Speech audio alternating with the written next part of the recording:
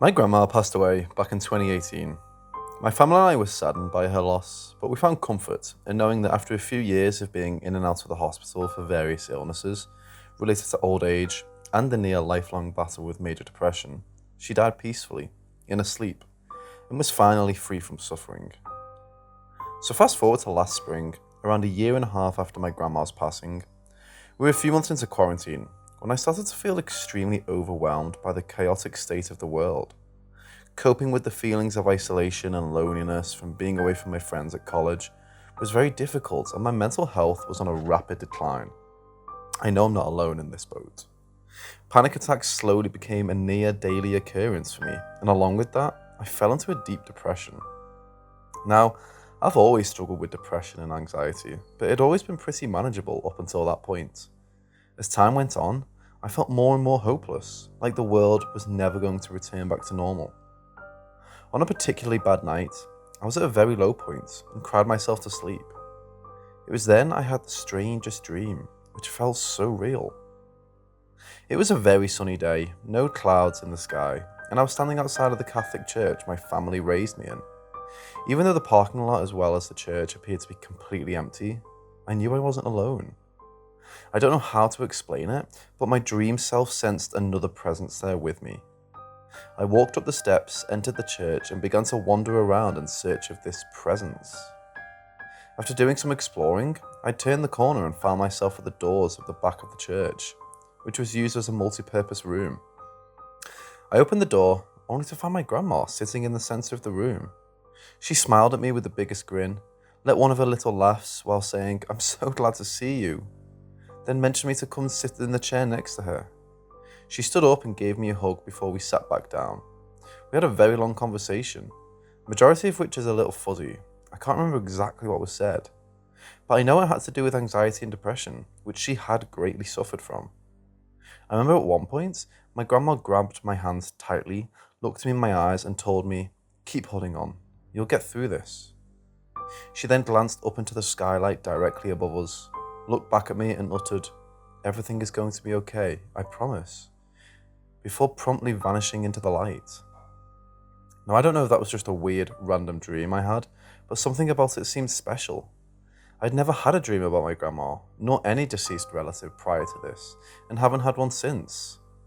I know this isn't necessarily your typical ghost story, but I thought I would share it since it seems, to me at least, that she appeared in my dream to visit me and give me that message when I needed to hear it most. Whatever this was, it gave me a great sense of calm and peace in a way, that if she got through it, so can I.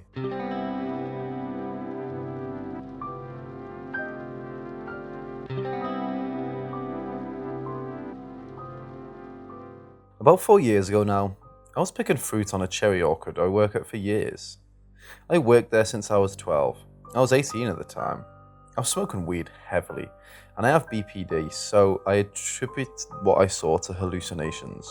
Although when I initially had the experience, things were going as they usually would, no real problem beforehand. I'd worked all day, and after work, things were normal. I had a shower, laid in bed, and relaxed watching TV. As day drifted to night, I started to smoke a bit. I was happy, chilled out, stone things, where normal it was cool. It got deeper into the night, and I decided I wanted to try sleep. I have always struggled with sleep, so I tend to have to lay there for a while sometimes. I had the sunroof of the van open as it was hot as hell. It must have been about 11 or 12 p.m. at the time, and I couldn't sleep. This is where things get fucked. I always sleep on my side and I switch around if I'm uncomfortable, changing sides. As I was changing sides, I noticed just a white glimmer through the sunroof. I quickly laid to my back and saw it clear as day. It was the palest white face staring right at me with this vivid glance of what seemed to be anger or disappointment. I was absolutely terrified. I couldn't fucking move.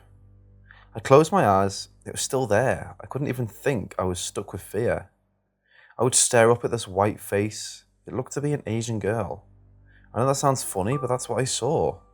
I am not scared of Asian girls too. I would close my eyes constantly, hoping the fucking thing would disappear, but it just wouldn't leave. For hours I was staring at this fucking thing. I came to the conclusion that this must have been a sick fucking prank. I must have pissed someone off. I got out of bed purposefully, not staring through the sunroof, and banged on the side of my van as loud as I could. I yelled, "Get the fuck off my van, this isn't funny." I laid back in bed and reluctantly looked through the gap again. It was still there, this angry fucking, palest white face you could ever see.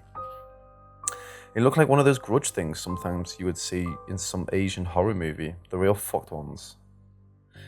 Mind you, I had never heard of a grudge or watched any Asian horror films at this point, so I didn't have some preconceived notion in my head. Eventually, I decided I would just lay on my side and close my eyes for good. I took a few glances here and there out of curiosity, although I was terrified. My curiosity just peaked. It was still there every time it looked. It seemed every time I looked, the face remained angry, like I had wronged it or something. But over time, the stare became more sinister, like it was going to do something. Fucking scariest thing I have ever been through. Eventually, after seemed like what a decade of waiting, it was day and it was gone. The first thing I did was walk around the park asking everyone if they were playing a prank on me. They all just looked at me like some sort of fool. I worked half the day. It rained, I didn't sleep after work. I couldn't. I stupidly decided to smoke. I then freaked the hell out. I spent hours in a trance of paranoia and fear. At this point, I was in full psychosis. I'd convinced myself there was a ghost haunting me. BPD delusional episodes thought cannibals were trying to eat me. People I cared about wanted me dead. A spiral into madness, but it all stemmed from what I saw the night previously. It was the initial delusion. The people I care about helped me get admitted to a psych ward, and I couldn't thank them enough. I was mentally gone. It took about 2 weeks for me to gain my sanity back. It was terrifying. I've tried to attribute what I saw to lack of sleep, but I'm up for 30 to 40 hours sometimes. I don't see anything apart from the weird things out of the corner of my eye, but that's normal for most people. I quit weed at that point too. It was hard, as I would smoke as much as I could every day beforehand. I've smoked since, but wouldn't be more than 5 to 10 times in around 4 years. Funny thing is my tolerance was dead a few of those times. I was the highest I had ever felt since I first smoked, and I smoked a lot. I got very anxious and paranoid, but I didn't see a thing though. I've taken strong hallucinogens. Haven't seen a bad thing, no ghosts, nothing that vivid either. Just cool visuals, time distortion and weird feelings. No people or animals or ghosts, just a massive alteration of what reality is. How I saw reality was different, cool. A lot of colours, euphoric magnificence in what was normally insignificant. Hallucinogens have been more harmless than anything I have done. That's coming from someone with BPD and a severe anxiety disorder. I'm not trying to advertise hallucinogens. They can bring a fuck ton of negativity to certain people. If you do try them, make sure you're in a really good headspace, otherwise they can fuck you really bad. I told a family member the ghost story, and she jokingly brought up the fact that an old Asian gold miner ghost was haunting me. Turns out the orchid I worked on was an old gold field. In fact, the farm that it was on was riddled with them. A bunch of Chinese people came to Australia during the gold rush. Things were crazy back then, the town, and I'm from Young. In New South Wales, I was working on a big history. A lot of them were subject to racism. I've heard stories of farmers hanging them, etc. Some really terrible shit. I remember when I left the psych ward, I was at a family member's. I just got out of the shower, and through the window of the bathroom, I got a glance of it again, and it was fucking smiling. My dumbass stuck my finger up at it. That was the last time I saw it. I still try to tell myself constantly that it was a result of visual hallucinations as a result of psychosis. But there's a superstitious part of me that has taken everything into account and feels something was up.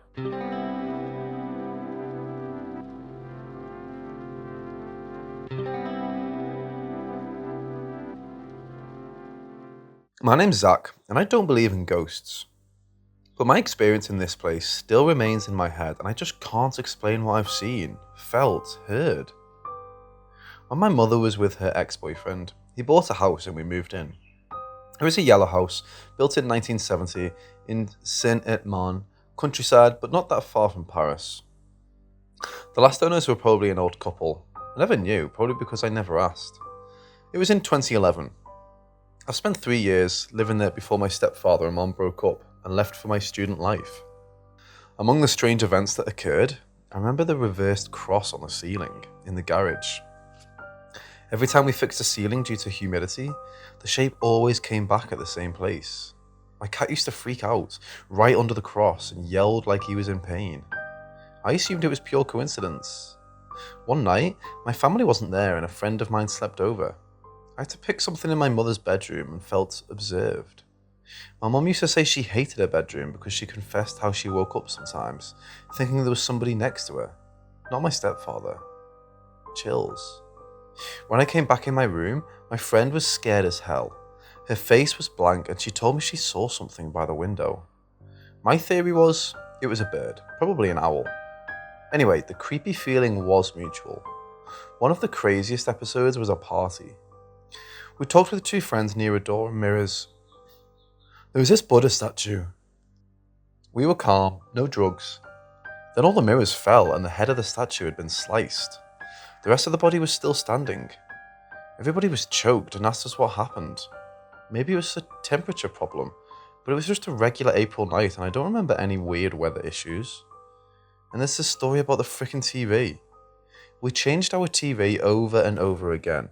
The screen used to activate itself and change channels, even when we were watching something. Some technicians explained it was something they could not fix easily, since the system was a bit old. Did I mention the mirror in the bathroom? I know, right? It's so cliche. I never seen ghosts in the mirror, but it was always dirty, even if we cleaned it daily. Reminds me of the cross stuff. Anyway, I live in my own flat with my fiance now, and it's a cool atmosphere here. But sometimes I remember about some nights in this yellow house. Ghosts or not, there was something that definitely haunts me now, in my memories.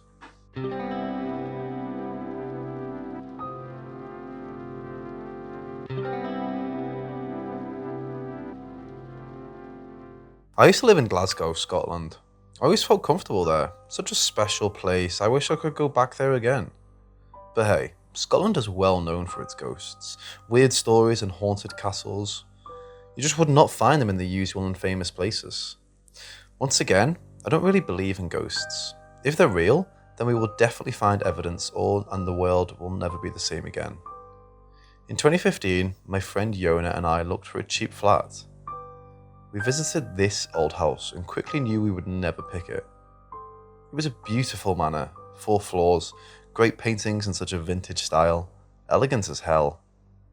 A guy showed us the rooms. When I checked by the window, I saw someone, a lady hang laundry. I thought she was the owner of the house and the guy who organised the visit was just one of our future roommates. The complete laundry service was in the garage, so I asked the guy if we could use the garden to hang our clothes since I saw the lady do it a few minutes ago. He said there was no lady, so I assumed it was a neighbour. When we walked in the garden, I looked for the clothes, but there was nothing. Everything I saw was a lie. Hallucination? I can't blame medication or drugs. My friend Yona and I didn't talk during the visit, but once we left the place, she grabbed my hand and told me we will never go back there.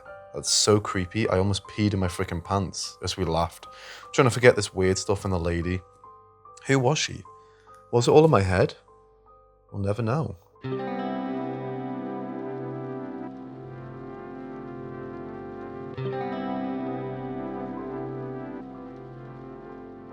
When I was a teenager, I used to live near a forest, Le Bois de la Tour. It was well known for being a haunted place, since a tower used to bond the woods to the nearest city, underground, so prisoners could evacuate the prison during World War II. According to my old relatives, there was a fire that killed the ones who were escaping. They destroyed the place and sealed the underground. Eventually, my friend Marine and I had a lot of fun there and spent crazy days, even if the story was creepy. It was usual to us to walk in the woods anytime we wanted to scare each other. In the middle of the forest, there was this abandoned paintball field in a western cowboy style.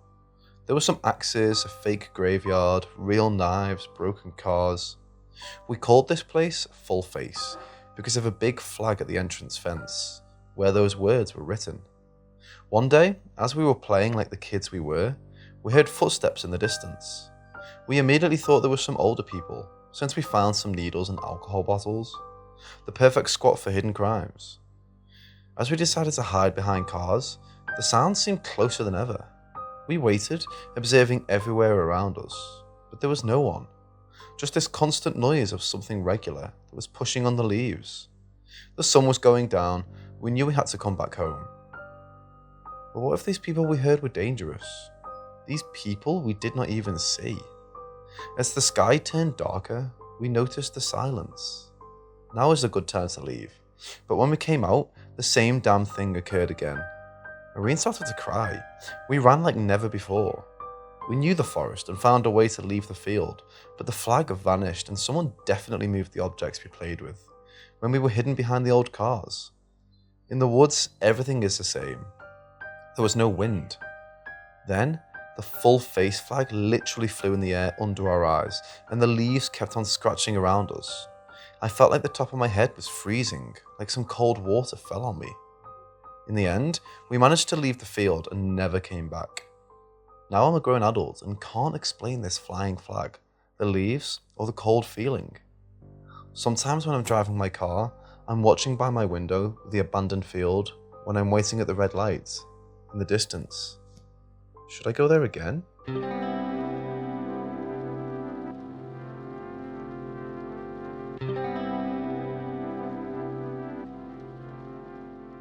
Nine years ago, I was supervising a repair shop for a local government. There were like 70 people combined in the different shops, each with different types of repairs. There was an older man that was hired in a different section. He felt that he needed to make a name for himself by causing a scene whenever something needed to be rectified, no matter how small. It's not that he was wrong, but most of them were 5 minutes to correct and 5 hours of explaining once every was worked up. Even worse, he would hide under it wasn't me. In the end, nothing would come of except my stress, and he was promoted to lead in his area. We despised each other greatly, no holds barred. Now that he had responsibilities, he couldn't hide behind he didn't know. We picked at each other for about 6 months. He knew how I felt.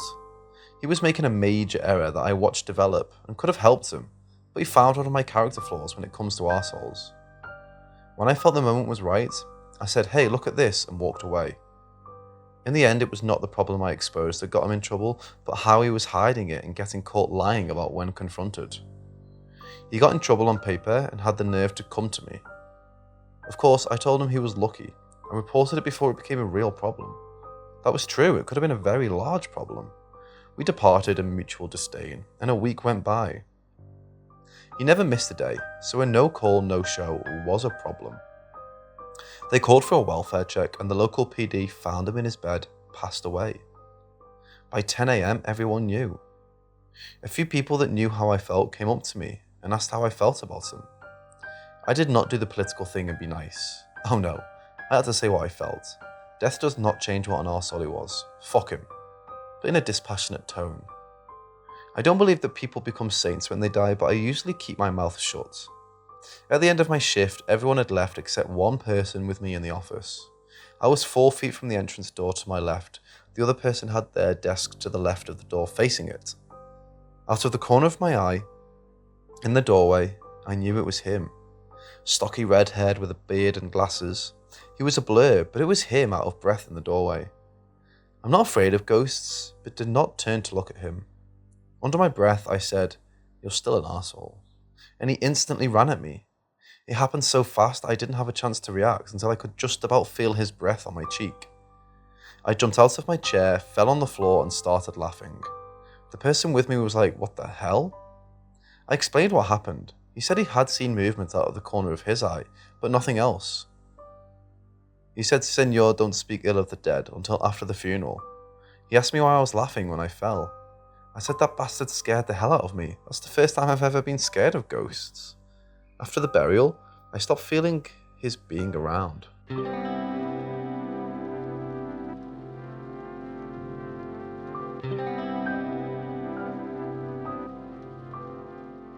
We knew better than to be playing cards for money on our lunch.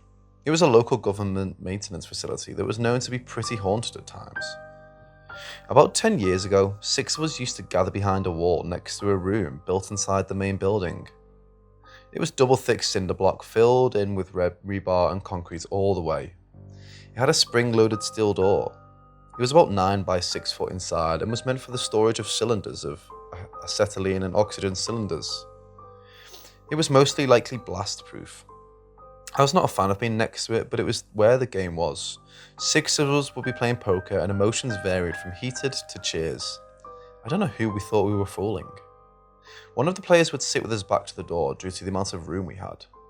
On this day, where we were cheering a royal flush when the door to the bunker was kicked hard a few times, and a muffled voice in distress called from the inside, "Please let me out." We were stunned. I rushed everyone away and moved the table. I thought that maybe someone got locked in or had passed out inside. I opened the door and nothing. Dead silence. No one there. I could hear people behind say, "What the fuck?" and "I'm out here." I myself just stared in, then closed the door. I said, "You know, guys, as your supervisor, I don't think we should be playing cards anymore." I got some of them to laugh, but that was the end of card games at that facility.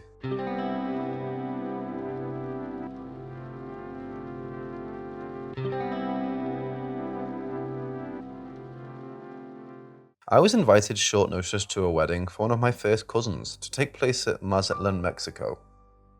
I literally got off work midday, picked up my wife and got to the airport, flew in and was watching the sunset at a beach restaurant almost surreally. The next day we took a tour of the city and heard all about the fishing fleets that didn't come back and the plagues and rowdiness that were brought in because it was a port town. I have no connection with this part of Mexico, so I know very little about it. The first turn of the tour was being brought to an area that had a sea cave called the Devil's Cave. I figured most seaside places had one, but the guide told us it was named at that because during the revolution, women were brought, raped and murdered there. After such an uplifting tour, we were dropped off downtown. We went to the Carnival Museum with kind of a heavy feeling. We then heard that there was an opera house or theatre called Teatro Angela Peralta. It had been in ruins and recently restored. There was nothing very special about it until me and my wife came inside. I was in the middle of the seating area when it started feeling chilly. It was like 98 degrees outside, and I very much doubt this place had AC. I then felt it get harder to catch my breath, and my heart was pounding. This is what I remember after that. I had an overwhelming need to walk to the back of the theatre and turn to the right hallway. The lights were off in the hallway, and I kept walking. I heard a heartbeat and felt as if someone was walking with me. I assumed it was my wife. I could hear breathing in my ears as I walked down the hallway. My arms were at my side. The breathing slowed down and I felt a hand grab mine. I could feel longish fingernails and tiny hand in my palm that let me know this was not my wife. A second afterwards, I heard a deep breath and what I could only describe as a last breath as the hand let go. I'd been walking toward a light far at the end of the hallway that curved around the auditorium. I stopped and caught my breath. Heart was pounding and I felt sick. I had lost control of myself for what seemed like a few minutes, but was maybe actually just one. I came out of there gasping. My wife was behind me, but like 10 feet behind me. She said that she followed me into the hallway and saw the light at the end of the hallway, but could not see me in the hallway. I came out of the blue walking toward her. She had been trying to catch up with me. I didn't tell her what had happened at first. I thought I was having a heart attack. I sat, then walked to the museum of the theatre. It was then I read that the theatre had been destroyed many times, that it was used as a hospital during plagues and women were raped and killed there during the revolution when the town fell. During the last time it was destroyed, it was a haven for killers and drug addicts. All that dark history in a very well restored opera house. I told my wife that night what had happened and she said we can never go back there. I can't help but agree. Something felt comfortable with my presence and wanted me to go with it.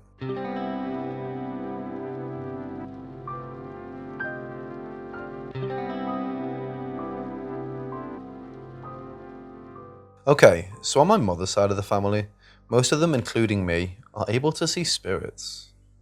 I myself have seen many, myself of all different shapes and sizes. I've seen many very fast-moving shadow people which I consider to be dark spirits full of anger and fear. And I've seen some of the most beautiful beings of light whom are very visually complex and unique in every case. Description of the beings of light. In most cases, I found that they can either look two different ways, but unique in every case nevertheless. Every one of them is different. The first kind that I come across usually appears very symmetrical in appearance and looks almost like an ink blot pressed between two pieces of paper, the kind that psychologists use. But in the case of a light being, it's three-dimensional, smoky and/or bright in appearance and full of symmetrical detail and patterns and colours. Usually shades of blue, but I've come across yellow and red in some cases. A lot of them are just plain white. The second kind presents itself in more rare cases as a singular entity with no symmetrical appearance. I've only come across one of these, and this will be the story that I will tell you below. But before I do, I just want to explain to readers that ghosts and spirits can be, in my opinion, experienced in any shape or form, and will be different for everyone. I've come across instances where I've been seen spirits in human form, but only on live feed camera. I myself have never seen one with my own eyes that appears like that, so I don't know what that would be like. On the other hand, the closest ones that I've seen take human-like forms are the skittish, speeding, movie shadow people, but they're so featureless that I don't class them as human-like, only the shape. The experience that I'm about to explain is the most vivid experience that I've ever had, and the only time that I've seen the second type of light being that I explained above. I was staying at my grandmother's house and I had just settled into bed. I was reading a few articles on my phone and decided to go to sleep. I was about to shut my eyes when I noticed this being standing right at the edge of my bed by the doorway. It was about 5.5 feet tall, and it had a very pale blue tone to it. It was fully cloaked in a white material with a hood over its head. Everything about it was very smooth and intertwined. It had very bright balls of light, about 3 or 4 of them floating around in a smooth motion. They were about the size of apples. Its face didn't have much detail apart from 2 large, deeper blue circles with a lot of detailed geometric shapes flowing like a mandala pattern inwards inside the circle of the eye. Its cloak also had beautiful geometric shapes flowing all along the edge of the hood and the sides of the opening at the front, where the buttons would be. Everything about it flowed and moved as if it was made of smoke or vapour, or almost like it was a mirage or a reflection in the water, but the edges of the figure were completely still. It was still the most beautiful spirit I had ever seen with my own eyes. To compare it with the first type that I see more regularly, I will explain briefly what I see when I come across the first type. Here's a short story. On one occasion, I saw a symmetrically perfect conjoined pair of spheres, smoky in detail, that had the same sort of flow in the story that I explained above between the pair of spheres. There was a more intense streak of light that looked like a very thin, long, vertical surfboard shape in the centre. The reason why this experience stands out to me is that this happened in a house that I was living in recently that used to be home to an older couple that were my neighbours. When they died, it became government housing, and I was flatting in it with some friends. I did not remember them until I saw these spheres. I believe it was the 2 of them conjoined together floating around. I got that impression because I'd never seen an entity that looked this way. It struck me as one, but 2 spirits paired together.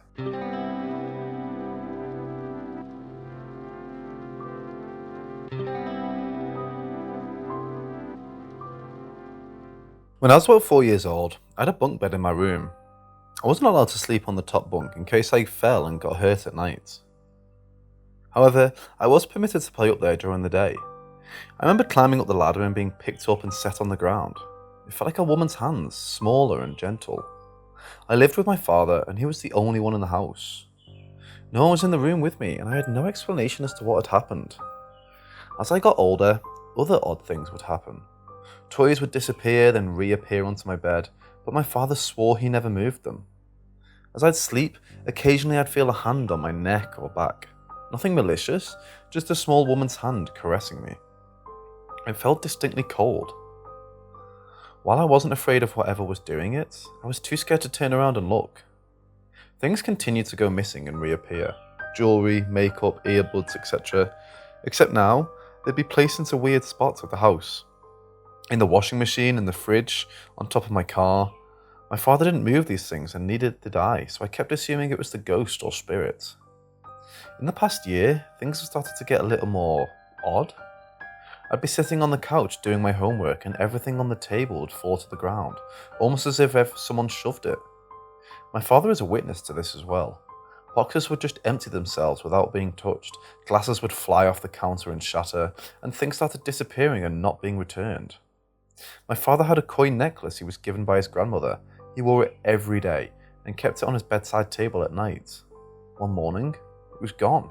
He looked everywhere and knew he hadn't misplaced it since he always put it in the same spot.